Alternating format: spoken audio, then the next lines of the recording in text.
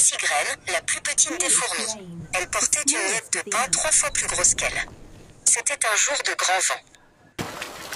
Soudain, une goutte de pluie, grosse comme un petit caillou, tomba juste devant ses pattes.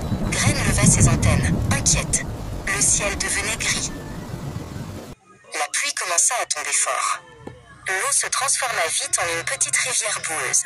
Graine fut emportée, ballottée comme un grain de sable. « Au secours !» cria-t-elle. Zéphyr, le rouge-gorge, était posé sur une branche voisine. Il vit la petite fourmi en danger. Sans hésiter, il plongea son bec près du courant. « Accroche-toi » gazouilla Zéphyr. Graine s'agrippa à la petite brindille que le bec de l'oiseau lui tendait. Zéphyr la souleva doucement et la déposa sur une feuille sèche. « Merci, oh merci Zéphyr !» dit Graine, tremblante. L'oiseau sourit. « Il faut toujours aider ceux qui sont en difficulté, ma petite amie. Maintenant, vole !» Quelques semaines plus tard, le soleil brillait. Zéphyr s'amusait à chanter près du vieux chêne. Mais en volant trop bas, une patte se prit dans un fil de toile d'araignée très collante. Zéphyr tirait de toutes ses forces, mais plus il bougeait, plus le fil se resserrait autour de sa patte.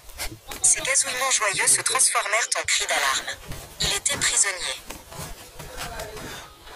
Qui passait par là? Graine, bien sûr. Elle entendit les appels de son ami. La fourmi grimpa vite sur le tronc et vit Zéphyr empêtré. Avec ses petites mandibules puissantes, Graine rongea fil après fil, doucement, avec patience. Enfin, le dernier fil se cassa. Zéphyr était libre. Zéphyr battit des ailes et se posa devant elle. « Ma petite Graine, tu m'as sauvé la vie !»